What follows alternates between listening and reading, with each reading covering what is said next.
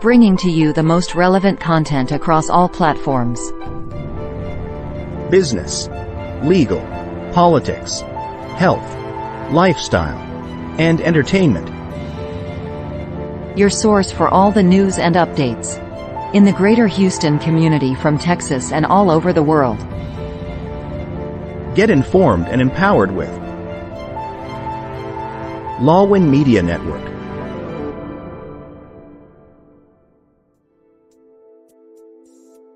The following program is produced by 𝓲𝓸𝓵 Media Network. The views and opinions expressed in this program are solely those of the individuals appearing on the show and do not necessarily reflect the views and opinions of 𝓲𝓸𝓵 Media Network, its affiliates, sponsors, or partners. The content provided in this program is intended for informational and entertainment purposes only. 𝓲𝓸𝓵 Media Network does not guarantee the accuracy, completeness, or timeliness of the information.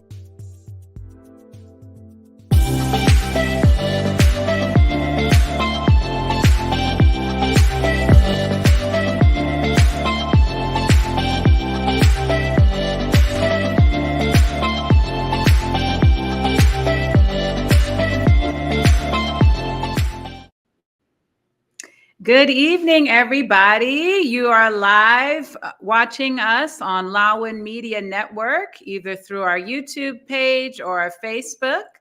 And if you don't get to catch us live today, you can catch our recording on Apple, Google, Amazon, through our podcast channels. So good evening and welcome to our second episode of Pink Table Talk. I'm your host, Dr. 𝑘arly_D. I'm a doctorally prepared nurse, educator, mentor, advocate, mother, and a domestic violence survivor. This show is about women empowerment, health, relationships, love, beauty, and self-awareness. So last week was our first episode. And so I told you guys that I got the idea of this show after spending years going through my own journey from healing from trauma and past abuse. Also, I did a lot of therapy, prayer, meditation. I went to support groups, read a lot of self-help books. And once I came to a good place in that journey, I got the idea about doing this show.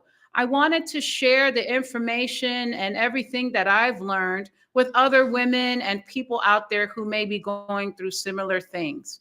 So I got the idea for Pink Table Talk, and I'm here today so we can bring you great information, engaging discussions, and hopefully get you all feeling self-motivated and empowered out there. And that is my dream and my passion.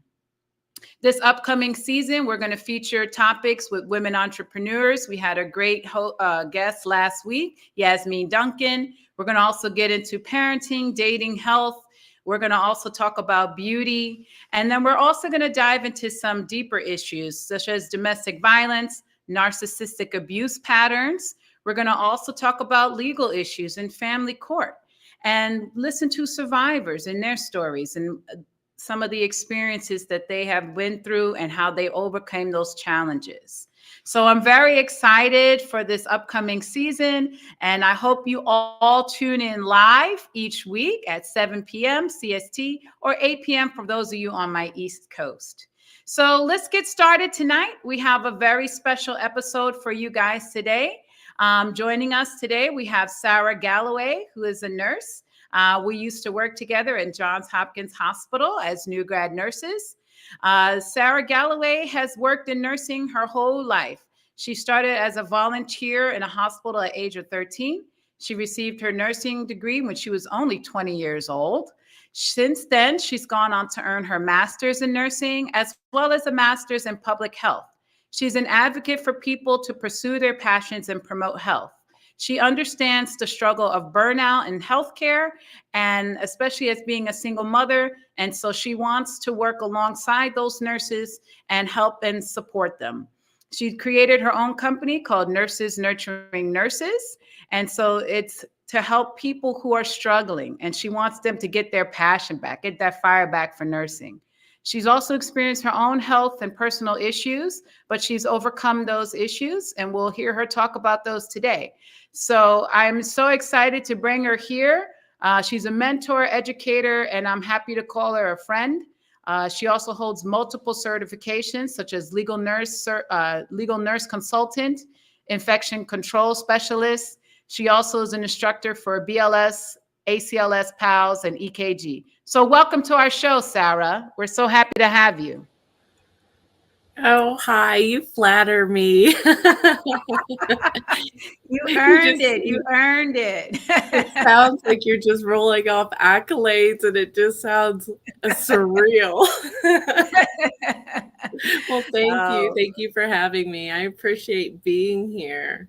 Yes, we're so happy to have you here, Sarah. So I know we've been talking off and on throughout the years, and I know some of the things that you have gone on to achieve and some of the things you've gone through. So you have just such an amazing story. So I just wanted to start off by having you tell the audience just a little bit about yourself.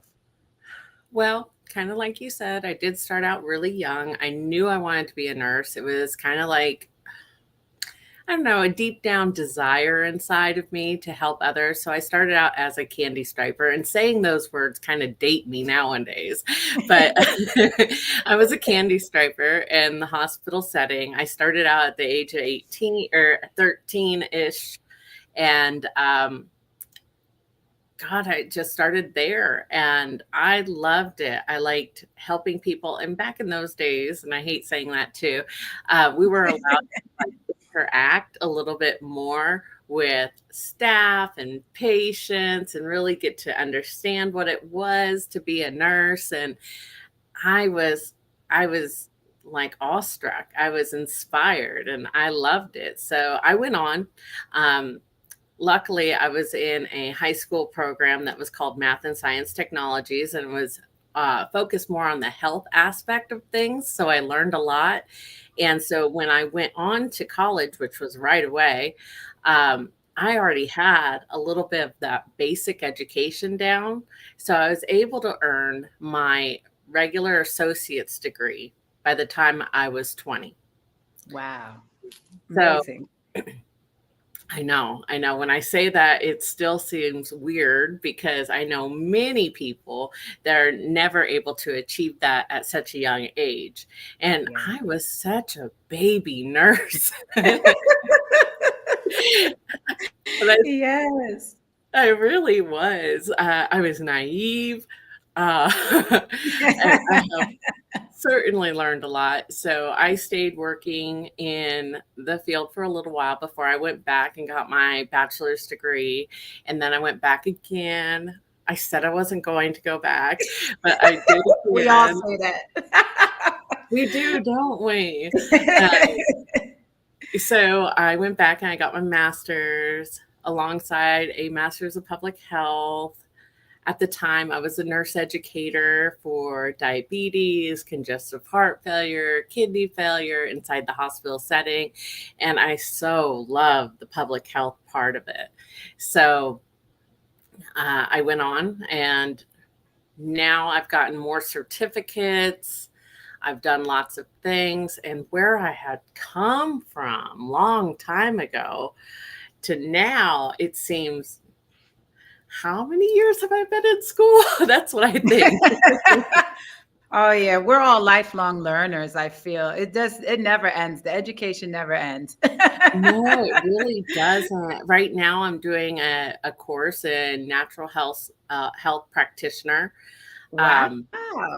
Not that I don't believe in medicine. I obviously do as a nurse, but I think there's a lot of people out there that they hear side effects and they hear this and they hear that, and then they decide on their own not to follow practitioners' orders. So I figured that what I could do in the future is be kind of that bouncing board, a consultant. I like that. Yeah. So I'm a nurse, but I also know natural health, like diabetes, for example, congestive heart failure, hypertension. A lot of that's diet based. Yes, exercise, sleep, and stress. And Yes. they do hear that from doctors. Doctor says, hey, lose some weight. Mm-hmm. Mm-hmm. In the meantime, I'm going to give you a cholesterol pill to help you. Yeah. But what they Mm-hmm. hear is, here's a pill, Yeah. you know? So I'd be that person to sit there and say, hey, my background's a nurse. Mm-hmm. I do believe in this kind of stuff. However, if you want to lose some weight, which would be beneficial for you, this Mm-hmm. is how we can go about doing that. That's wonderful. That's really awesome. That's really So that's awesome. one thing I'm working on. Another thing that I'm working on is I have created a business. It's a small business. It's still growing, but I'm very proud of it. It's called Nurses Nurturing Nurses. I love that. I love the name of that, because so often we're the ones taking care of others, but I love how you are making it about us, like that we are caring for one another. So I love that. So tell us more about that and the idea behind it. I have inspiration for that. So my inspiration behind that was during a time where I was going through a lull. It was actually right after COVID. And I had been, you and I worked at Hopkins. And in Hopkins, we worked in a very stressful, Yes, very high intensity type of unit. And I did a lot of ICU. So I had been a nurse educator prior to COVID and doing lots of patient education, and I loved it. But with COVID, those programs kind of went away. Yeah. They really did. Yeah. I missed it. But I was asked to go back into the ICU. Oh, wow. And so I went back to the ICU because I felt I had to, because I knew the numbers for nurses were bleak and the patients were insurmountable. Yes. So I did, even though I was already burnt out from the ICU type of setting. Yes. Wow. And I did a lot of neuro ICU for many of years. Wow. Very tough stuff.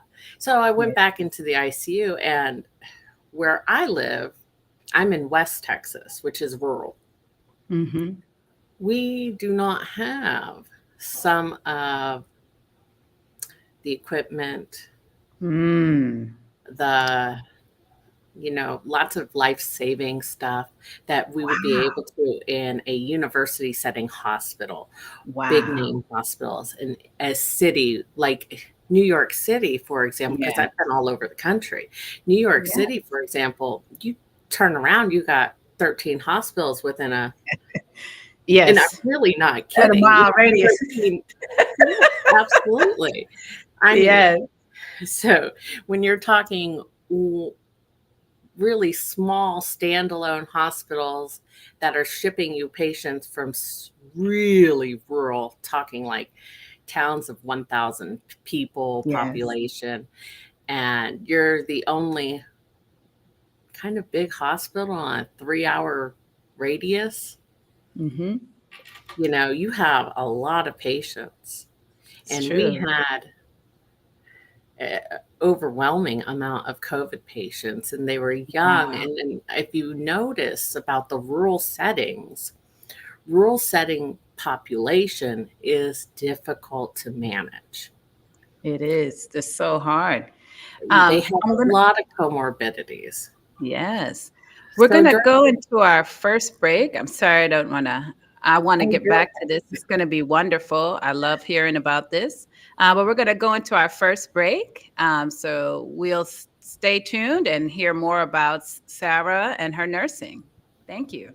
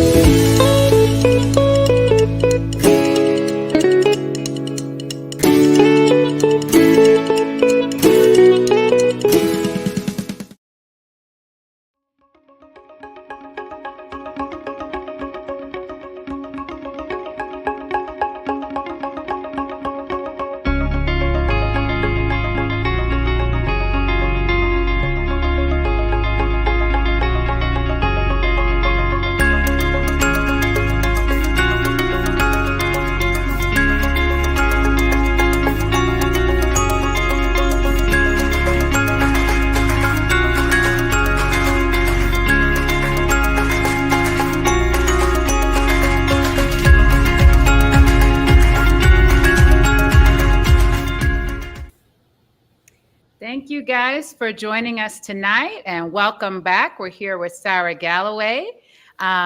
If you are watching us live, please remember to comment and post your questions in our chat. The conversations get so good. I hate interrupting and getting on the break, but we're back at it now. So Sarah, continue. Let us know, what was your journey and how you came about nurses nurturing nurses. So you said you were working in rural hospital during COVID. So tell us more. So got burnt out, and I saw other professionals that really love healthcare walk away from the profession. Wow. Walking away from a profession that you love, I don't know how they would do it, honestly, because I absolutely was born to be a nurse. Yes. I mean, I love being a nurse. So taking that away from me would be a nightmare, right? Yes. So what it's about was because I saw brand new nurses that weren't able to have the clinical experience prior to graduation, because during COVID, those things were cut off. And then I saw people that weren't quite ready to retire, but decided to retire based on the workload that they were getting and being burnt out. After that, I started seeing those brand new nurses getting kind of thrown into positions that they weren't quite ready for. Yes. So yes. Looking at the numbers, which were a high amount of early retirement, high amount of brand new nurses that within 1 to 2 years walk away from the nursing field. And if you know anything about nursing, which I know you do, yes, the basic nursing program, just the basic one, is extremely hard. You have very rigorous testing. You have a board certification. You have all these things, and plus the time and energy it takes to get through the program. So to be dedicated enough to go through the program and then do 1 year of it, be disillusioned by it, and walk away, or the people that have spent their whole life into it weren't quite ready to retire, but felt they had to, because they were like killing themselves in essence, emotionally, physically, everything. It was tough. Very tough. Yeah. So that was my idea for it. So here I am. I've experienced my own burnout. I've been through lots of things. I have a lot of history of different types of things I've done over the years and everything. And here I can be this soundboard for them to say, I don't want to leave this, but I don't know what direction to go. Yes. Maybe they did labor and delivery nursing. Okay. And they are tired of it or whatever. And they want to go do something else. Or maybe they were doing ICU nursing or med surg nursing, and they felt, oh my gosh, this is so hard. I'm just going to walk away and I'll go be a bank teller or something else, something that they're not passionate about. If you go into healthcare, you're obviously passionate about it. You cannot go into a profession seeing blood and guts and all sorts of bodily fluid and knowing all sorts of private things about patients and then not have a passion for it, not have a love to take care of those patients. So, I mean, there's so many different things you can do. You can work in any type of thing you want to. You just have to know how to get there. Yes, so true. So true. You just have to know how to get there. Or the brand new nurses that are like, I don't feel I have this experience. They threw me on this med surg floor, but it has cardiac EKG stuff, and I don't really know how to read that. And I know that outside people, lay people from the medical field, away from the medical field, they believe that when people graduate a certain profession, any profession, they know every detail of anything. Oh, no, not at all. There's no way. There's absolutely no way. Even a finance major, right? If they go Yes. out and now they're working in finance and they're asked questions on money market accounts or this type of account or this type of account, they're going to have to take time and do research in that particular area. The same Yes. thing is with healthcare. We don't know everything. If we work No. in med surge, for example, med surge is like a hodgepodge of things, Oh, right? yes. Everything. Yeah, it's your catch-all. So you have somebody with a kidney problem, you have somebody with a liver problem, you have somebody with Yes. a heart problem, and maybe you have a patient with all of those problems. It's true. We Right? have some So, comments in our live chat here. ooh, We have from MJ Versosa. She says, indeed, ladies, it takes passion to be in healthcare. Yes, very true, MJ. It does. And then we have a message from our Lawin Media Network Facebook page. Hi, Dr. Carly and Sarah. Thank you guys for watching us. Thank you guys for tuning in. So, Sarah, so you experienced your own burnout, and you saw the burnout of other healthcare workers during the COVID era, during that time period. So when did you form Nurses Nurturing Nurses, and what year was that? oh, my brainstorm of it happened probably in 2022. Ah, yes, that was a good Okay. year. Yeah, I would say my brainstorm of it happened then. And then I started to write a simple blog about nursing, burnout, lots of different little topics there. And then I started to teach more classes, a lot of BLS, ACLS, PALS, those types of things.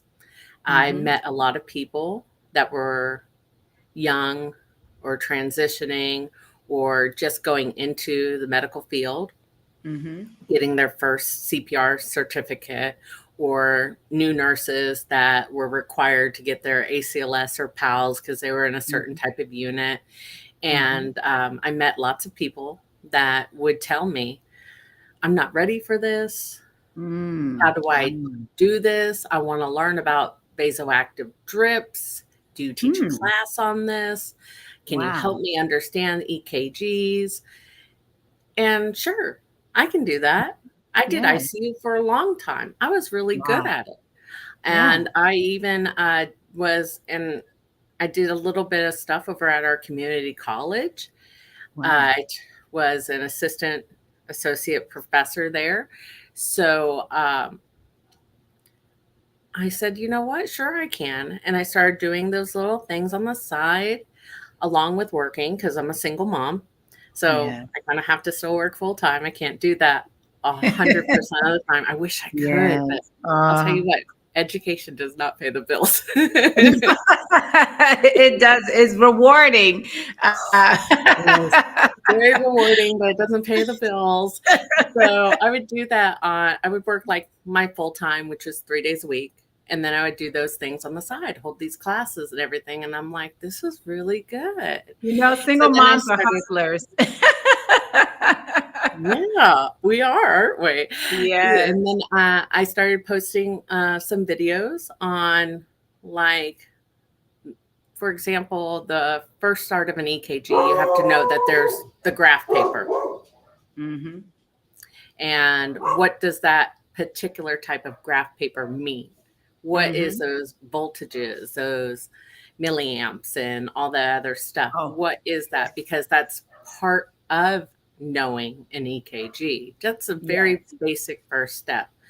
So, breaking down those intricacies. And that's where it all really started. And then started people calling me saying, hey, can you tutor our nursing class? We have a test coming up. I'm like, sure, why not? So that's where it all started. And I really enjoy it. I'd like to grow more of it. I'd like to do a lot more mentorship with it. I'd like Yeah. to be able to put more time into it and energy and put more videos out and break things down, because I see the light bulbs go out, with people. They say, oh my gosh, I'm finally getting it, and it's exciting.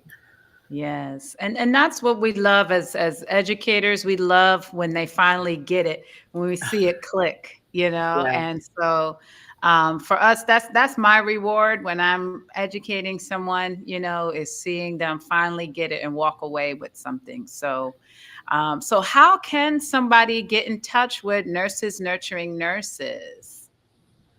Well, I think I put a link there on the thing.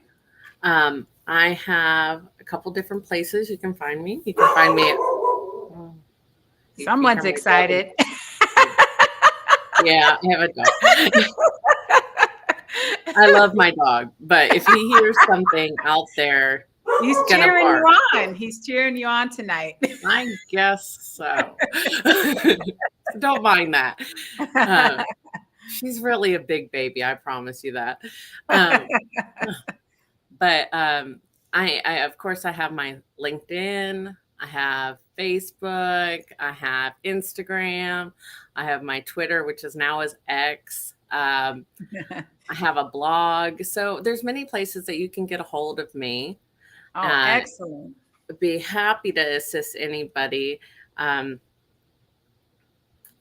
So I don't know if you have that out there to place Yes. it up in the chat box so we can Yes. share it with the individuals. But if it's not shown right here, I'm sure we'll get it by the end of the video. Yes, we'll definitely be sure to share your information so viewers can get in touch with you and your services. I think it's extremely important right now, especially having come through COVID. We are seeing a lot of healthcare workers experiencing burnout. Mhm. A lot of people have left the field. So I'm really honored and happy to be hearing about your company. I think what you're doing is great work, and it's a tremendous work that needs to be done. So thank you so much for sharing that with us. Oh, So thank you. you're welcome. So we're gonna take another break, and when we come back, we're gonna dive into a very sensitive subject. So I will be posting a trigger warning for those of you, because we are going to talk about a very sensitive topic dealing with domestic violence and abuse. So stay tuned, everybody, and we'll see you after the break.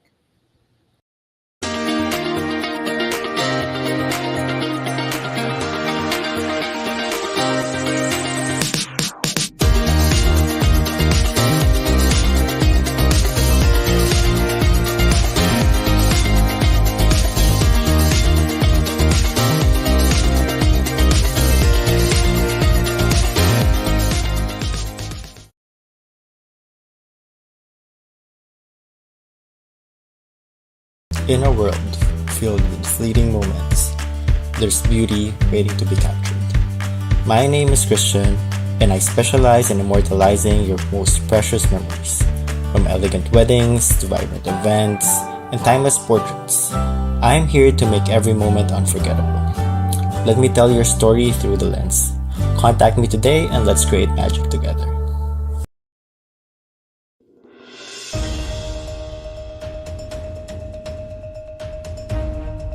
In a world cluttered with information, where truth is power, Law and Weekly News stands apart. We delve deeper, uncover facts, and bring stories to light. From political showdowns and economic triumphs to the pulse of the street and the heart of the community. We capture the moments that define us, stories that challenge, inspire, and transform. Tune in live Sundays 8 a.m. Central Standard Time and Sundays 6 p.m. Central Standard Time.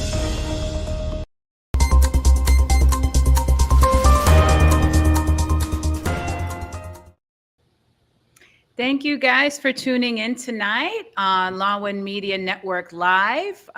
We are produced by 𝓲𝓨 Media Network. They have YouTube, Facebook. You can also catch a recording on Apple, Spotify, Amazon, We're on over 15 different podcast platforms.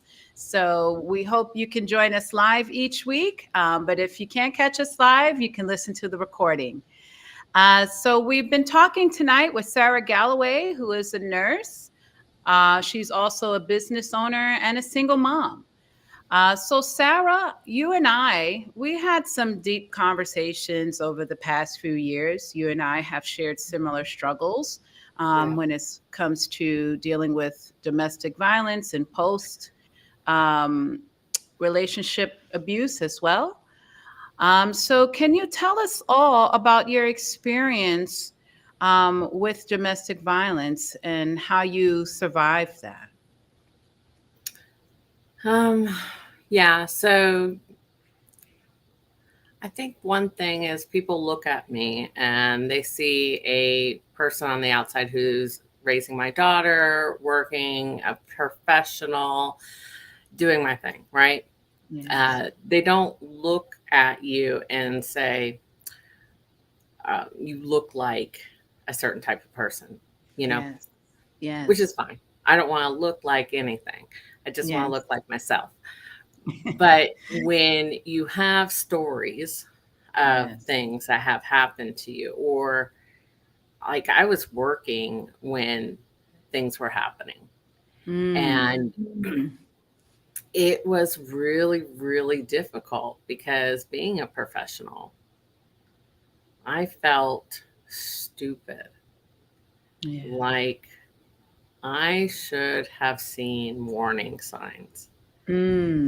I should have, and I beat myself up over that part of it for years before I even went to therapy. And once I went into therapy, it really helped me understand that the abuse wasn't me, it was my abuser. Yes. So I was in a really lonely place when I met an individual. And with this individual, he made me feel loved, like this overwhelming love. He's going to take care of me.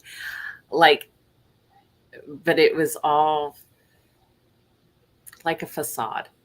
Yes. It was a facade, but I was such in a state when I met him of loneliness that I didn't believe that, you know, I didn't believe that these words were too good to be true. I just wanted to be loved and appreciated. And then I got pregnant, which for 10 years with my husband, Brian, before this, I wasn't able to get pregnant because I've had my own health battles with a hormonal problem called Cushing's disease. Based on tumors on my pituitary gland, which I've had surgery for, I've had radiation for, I've had 4 different bouts where I've had tumor growth. Wow. So, you've been through a lot. And, you know, they say with hormones, that's your main thing on getting pregnant. So I wanted to get pregnant for many years. And then I did. But it was with the wrong person. The problem is I didn't know a blessing. A blessing in the midst of a storm, you know. It really was a blessing, don't get me wrong. But it was, and then, of course, once I got pregnant, I wanted to make it work. And I wanted that idea of a family. The semblance of father, mother, child.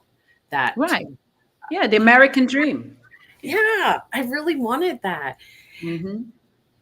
But then his true colors started to shine. And they really started to shine while I was pregnant.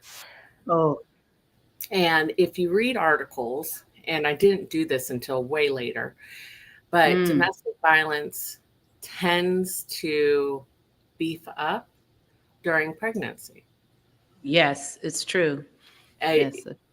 which shocks me. Even like thinking about it, I can see it back in my past. There was times where I thought I was going to die. I thought I was going to lose my baby. I mean, it was just awful, but I felt trapped. Yeah. I mean, I got into this relationship when I was at my lowest point. I was depressed. I was alone. And now I'm alone, but I'm pregnant. But now I'm isolated as well because he isolated me. Yeah. And yes, I had never been abusers do. around Yes. anybody that was abusive. I'd never been around a person that had narcissistic tendencies or anything. Yes, So yes. I, of course, I've read about these things. I've talked to patients even before that, you know, have said, hey, I'm in an abusive relationship and I need to get out and get the social worker involved and that kind of thing. Yeah. But having it to yourself is a totally different thing. Yes. It is. Wow. It's just extremely different. And then you just don't know how to get out. And I got to that point where I did not know how to get out. Oh, wow. I have so friends, how did you get out? Yeah, there we go. Yeah, you're reading my mind. So I have a friend that, because I was missing work because I was hurt. I was to this point now where he kind of he definitely overstepped his boundaries for everything, but he took all my passion. The passion I had for my work was gone because he would stalk me at work. He would call my work constantly. He had this irrational fear that I wasn't actually at work. I was actually out doing other kind of things, and I have to constantly reassure him. And then it got to the point where he was calling my work so much that it affected my work. And I had a friend at my work who kind of took me under her wing. Yes. She helped me pack all my stuff. She drove me from a small rural town, all the way 4 hours to a major airport. Yeah, she drove me 4 hours to the Dallas-Fort Worth airport to get me away. Completely get me away and put me back to where my mom was. Yeah. And what was your mindset at that time? What were your thoughts? What were you thinking? I don't know what I was thinking anymore. I think I was truly in survivor mode. Yeah. Truly in survivor mode, because he got to the point where he almost killed me. And so you heard my dog in the background. She's a big girl. Yeah. She loves her mom. I can tell. Yeah. So one day he was over at our place. He wanted my wallet. He wanted my phone. He wanted my money. And I wasn't going to give it up. I had this baby and I wasn't going to give it up. And I was to the point where I'm like over it. And he grabbed my neck. Oh my God. And he pushed me up against the wall and he was strangling me to the point where I was passing out. So I fell on the floor and he put his knees. I remember him putting his knees on my chest and I couldn't breathe. And I could see black and I can hear my baby crying in the background. And my dog saved my life. Oh, wow. And how she did that, she's a boxer. So she ran and pushed him off of me. And And as he was on the ground for just those moments of stunned, I was able to grab my child and run out the door. And I ran to a neighbor's house until I was able to get my friend and get out of there. Oh, that's I'm so glad you were able to get out of there. Oh, it was scary, and he is still in jail. I had to do a lot of things to push him into jail over and over again. So the police in the past had come out and they would leave. The police were not helpful. I felt like the police were on his side. Almost blaming me, like, well, why are you guys together? Like, it's my fault type of thing. Yeah, lots of victim blaming, victim shaming. Yeah. And I didn't know. So I did feel like it was my fault. Like, oh, I'm here. It must be my fault type of thing. Right. So then he was also a veteran of the armed services. So being that he had that status, he would go to these programs with Veterans Court, and he would get things dropped and erased. And he had this lawyer that wasn't just a court-appointed lawyer. He was a veterans defendant lawyer. And he didn't have, I mean, like, they provide these things for our veterans, which is a wonderful thing. But for people that don't really deserve it, it abused the system. Yes, it did. It did. It abused the system again and again. So I felt trapped until I was able to actually and it shouldn't have gotten to that point. Carly, it really shouldn't have gotten to that point. It's our system is broken. Yes. Our system is not where it should be. The laws that are in place, they're great laws, but they're not holding the people accountable that they should be held accountable. And true. I really felt that. I really, truly do still feel that way. And it's been years now, and I can still feel those moments, you know? But he's in jail. That's he good. won't be getting out Thank God. Oh, Sarah, thank you so much for sharing that. I know that's hard for you to retell your story, but it's just such a tremendous story. And the fact that you did have the right mindset to get out of there and to leave, and what a wonderful friend and neighbor. And your dog, what's your dog's name? Oh my gosh, her name is Bo. Bo. Oh, we thank you, Bo. Bo is your own personal savior, your little hero. That's why she was cheering in the background. She's like, that's my girl. She's a great dog. I'll tell you what. Really she weighs like 100 pounds, so she's a big girl. But thank you so much for sharing that with us. We're going to take our last break for the evening, but when we get back, we're going to hear more from Sarah and how women in the audience, for those of you who may be struggling in this type of situation, what you can do. So stay tuned, everybody, and we'll be back soon.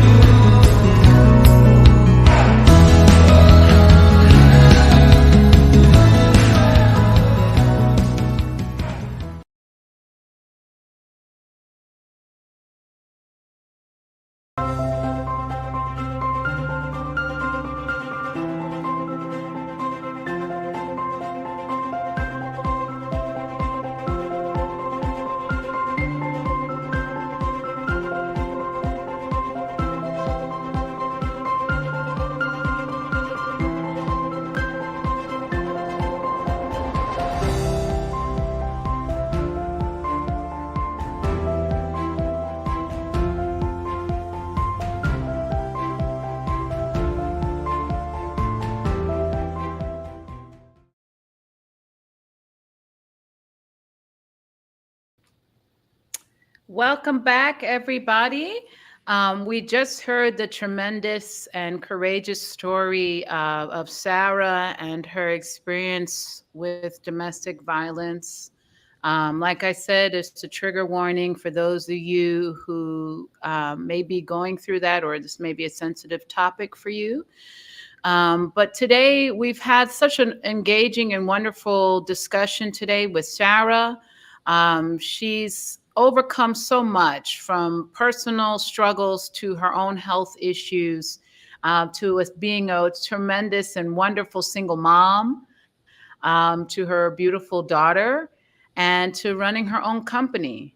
So, Sarah, before we end our show today, on our last segment, I'd like you to tell us, what can a woman who is going through an abusive relationship, what's one piece of advice that you can give to them today? So I realized that people in all different walks of life can experience this. It does not have to be the stereotypical and impoverished, people. I mean, it really is. You see it on TV all the time. It's stereotyped that in impoverished areas, in really urban type of environments, that people are abused and drug addicts and alcoholics and things like that. It's stereotyped. And when it comes to drugs, alcohol, abuse, all those things, it holds no bounds. It breaks all races, all genders. It's not just a one type person. So for me, coming from a household that had never seen it, coming and being a professional myself, I felt like I was the one. I was the problem, that I couldn't speak up or talk about it. I felt looked down upon and everything. I want people to know, every person to know, that you don't have to be alone. You do not have to be alone. There are places around. There are people that are willing to listen.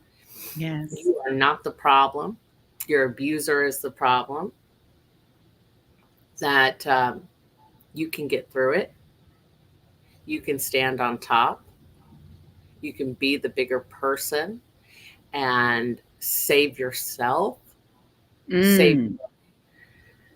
Save your mental, spiritual, emotional part of you, not just your physical, because I think afterwards we're broken down emotionally, mentally. We're to this point, when you get to that point, that you give up.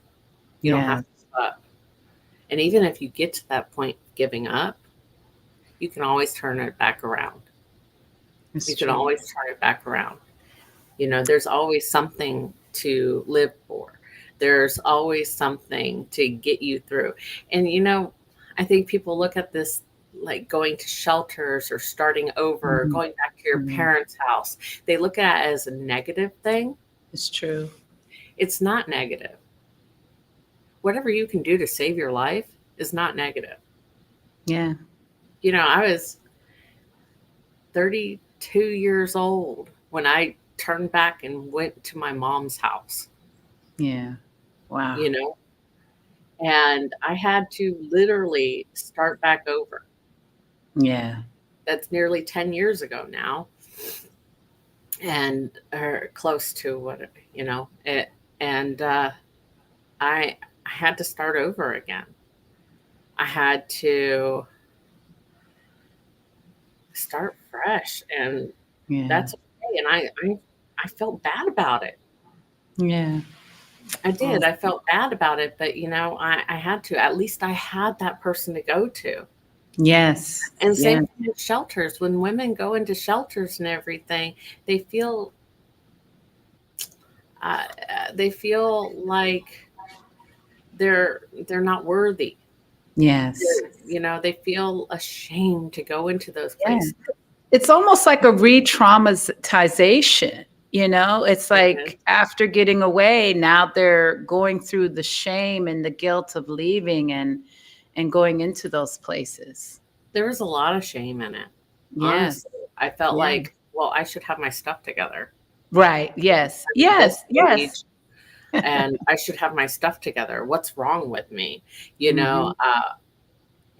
then you might hear whispers of it from your friends, from your family. Yes. Oh. And in fact, it just demoralizes you more. Yes. Oh. And when all you really need is somebody say, you know what, we're going to do this. We're going to get you through it. So I hope that I'm able to inspire people to say, that's all right. I'm going to start over. I'll be all right. Yes. Because, getting yourself out of that situation, that's the first step. Not going back is the second step. Yes, that part. Yes. That's so true.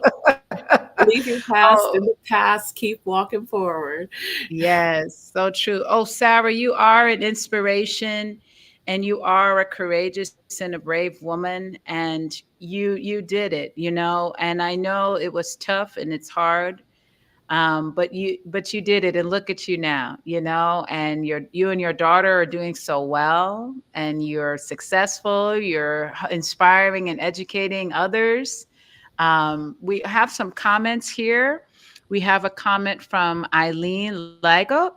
She says, I'm moved by your strength and resilience in overcoming such a challenging and painful experience. Your courage is truly inspiring. Thank you for sharing your story with us. Oh, thank you, Eileen. We have another one from MJ. She says, thank you, Sarah, for boldly sharing your story and empowering women who may be going through the same situation. And yes, I agree. Everything that you've shared with us today, it's so true. The shame that women feel when leaving. Also, even the thought of going into a shelter, which is why many women stay. But it's even more so such a stigma if you are a professional woman in that situation. Because, a shelter might say, well, you're a nurse or you're a doctor. Why are you here? How are you in this situation? Also, the same can come from family and friends. Like you said, they're like, but you're so accomplished. You're so educated. How did you get yourself in this situation? So then we're re-traumatized, and then we feel more shame because we blame ourselves. How did we not know? How did we get ourselves into this situation? So it's just so many cycles of shame and blame and just trauma.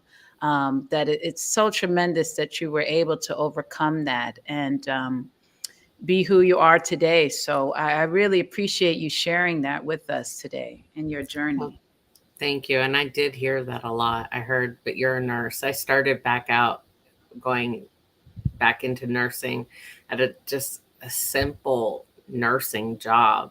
Yes. Even though I had years of experience and I should have been doing more or could have been doing more. But at the time, I just needed a job. I just needed a way to have a steady income for just a little bit to put myself back on my feet. I didn't need a career move. Move is different. A career move is taking a step in a different direction. And sometimes that doesn't actually accomplish any money at the time. Maybe your money will come later, because career moves are challenging. I just needed a job, and people would look at my resume and they would turn me away because I was applying for something that they felt I had too much accomplishment for. And what they didn't know was at the time, I just needed a yes. Yes. It takes one yes Yeah. to turn your life around. Yes. Yeah. Oh, thank you so much, Sarah. It's been such a pleasure having you. I've watched you. You've been a sounding board for me over the years. And you are just such a source of strength and energy. And you are such a role model for all the women out there who may be in this situation or have gone through this situation. I want to thank you again for coming today. For those of you nurses out there experiencing burnout or need some extra encouragement, please be sure to check out Sarah's website, Nurses Nurturing Nurses. Or if you're looking for continuing education, she educates and teaches on many different subjects. And her information is here for you all. And if you are in an abusive situation, please speak up. Not saying anything will only keep you in the situation longer. So if you are in an abusive or toxic situation, please reach out for help. Please talk to a family, friend, coach, mentor. There's also domestic violence hotlines and even text lines. I know sometimes it could be dangerous for you to speak around your abuser, but there are different text lines where you can text. So please seek help if you are in that situation. So I'd like to thank you all again for tuning in tonight to Pink Table Talk. We're live at 𝓲𝓨 Media Network YouTube channel, Facebook. Also, you can catch the recording on Apple, Spotify, Amazon, or Google Podcasts. And on Wednesdays, we talk pink, and you can sit with us. Thank you so much, guys. Thank you. And is there any last comments from our audience that is watching us tonight? Let's see, give a few minutes.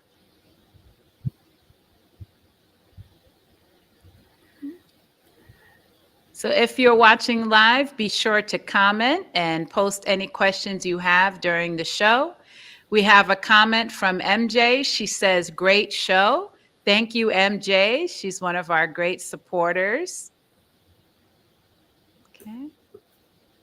Thank you all so much again for tuning in tonight. And I've enjoyed our time in this wonderful discussion today. And I hope to see you all next week, next Wednesday. Oh, we have one more comment. Let's see. We have from Buns Daysco. She says, thank you. And we thank you, Buns, for tuning in tonight. Thank you all so much. We appreciate you. Thank you, guys. And remember, on Wednesdays, we talk pink.